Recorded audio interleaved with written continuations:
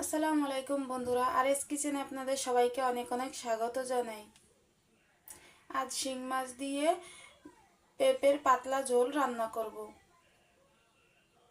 এর জন্য আমাদের কি কি উপকরণ লাগছে বলে দেব।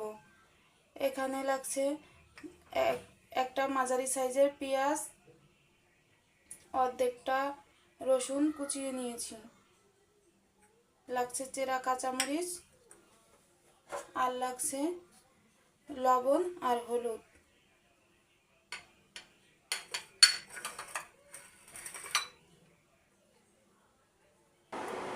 রান্না করার জন্য চুলায় একটা প্যান বসিয়ে নিয়েছি, প্যানের মধ্যে পর্যাপ্ত পরিমাণ তেল দিয়ে দিয়েছি। এবার এই তেল গরম হওয়া পর্যন্ত অপেক্ষা করব। তেল গরম হয়ে গিয়েছে, এর মধ্যে পেঁয়াজ রসুন কুচি দিয়ে দেব। পেঁয়াজ রসুন কুচি দিয়ে নাড়াচাড়া দিতে থাকবো যতক্ষণ পর্যন্ত গোল্ডেন না হয়ে আসবে, ততক্ষণ পর্যন্ত ভাজতে হবে।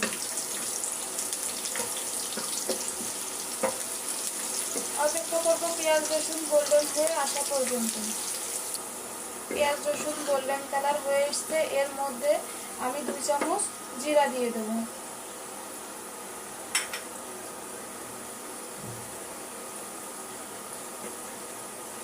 জিরাটা যখন হালকা ভাজা হয়ে গেছে, এ পর্যায়ে মশলাটা আমি তুলে নেব।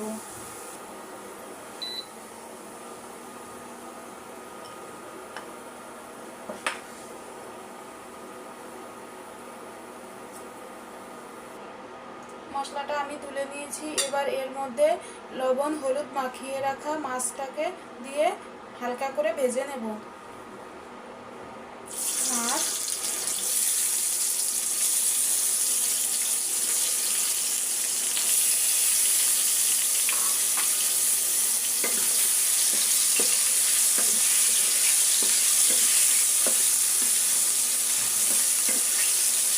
আপনারা চাইলে কষিয়েও নিতে পারেন।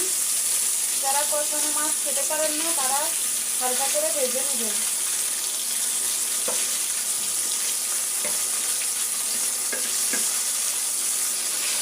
শিং মাছের তরকারির জন্য শিং মাছ হালকা করেই ভাজতে হয়, বেশি ভাজলে শিং মাছের স্বাদ থাকে না। আমার শিং মাছগুলো হালকা করে ভাজা হয়ে গেছে। এবার আমি এটাকে একটা বাটিতে তুলে নেব।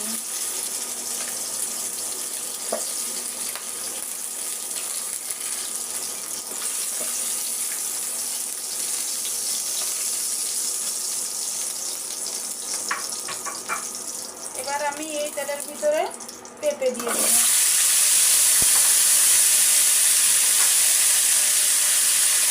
লবণ হলুদ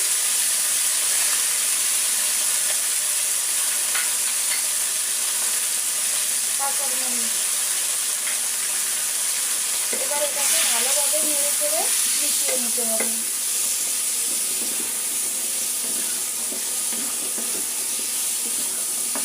আমার নেড়ে চেড়ে মিশানো হয়ে গিয়েছে। এ পর্যায়ে আমি একটু কষিয়ে নেব। বারবার নেড়ে চেড়ে কষিয়ে দিতে হবে। আমি এখন ঢাকনা দিয়ে ঢেকে দেব। এ পর্যায়ে চুলার আঁচ মিডিয়াম রাখতে হবে।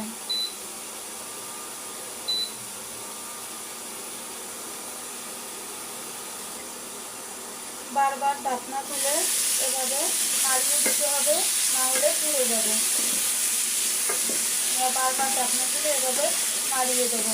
যখন হালকা ভাজা ভাজা হয়ে আসবে, তখন বুঝতে হবে এটা কষানো হয়ে গিয়েছে।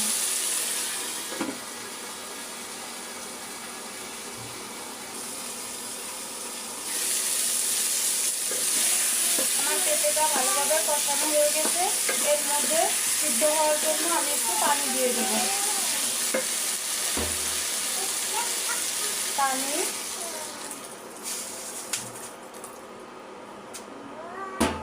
পানি দিয়ে ভালোভাবে নেড়ে চেড়ে মিশিয়ে দেব। পর্যায়ে ঢাকনা দিয়ে ঢেকে অপেক্ষা করব সেদ্ধ হয়ে যাওয়া পর্যন্ত। ঢাকনা খুলে একটু চেক করে নেব সেদ্ধ হয়েছে কিনা।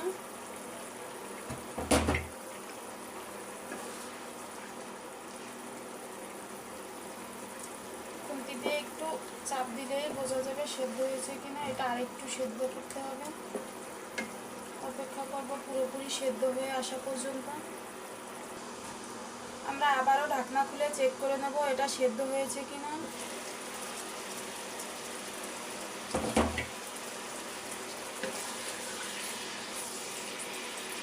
এটা খুব ভালোভাবে সেদ্ধ হয়ে গেছে। এবার আমরা এর ভিতরে ঝোলের পানি দেব।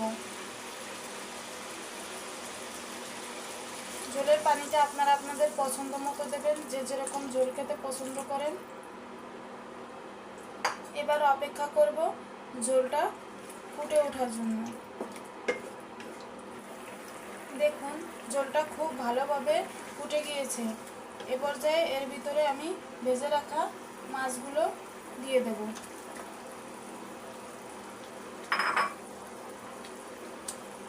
মাছ দিয়ে ভালোভাবে নেড়ে চেড়ে মিশিয়ে দেব। ঝোলটা ফুটতে থাক। এবার আমি এই মশলাটা বেটে নেব। এবার আমি এই মশলাটা দিয়ে দেব।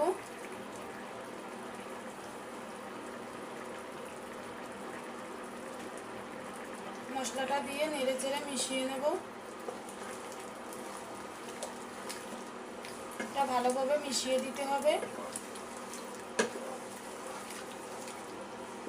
মশলা মিশানো হয়ে গেলে 1 মিনিট থেকে 2-1 মিনিট ফুটিয়ে নিলেই হয়ে যাবে। বেশি সময় ফুটানো লাগবে না।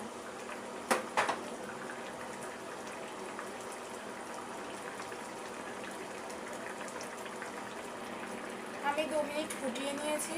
এবার এটাকে নামিয়ে নেব। আমি ঝোলটাকে নামিয়ে নিয়েছি। তৈরি হয়ে গেল শিং মাছ দিয়ে পেঁপের পাতলা ঝোল। এভাবে বানিয়ে খেয়ে দেখবেন, আশা করি আপনাদের ভালো লাগবে। সবাই ভিডিওটা শেষ পর্যন্ত দেখার জন্য আপনাদের সবাইকে জানাই অসংখ্য ধন্যবাদ। আল্লাহ হাফেজ।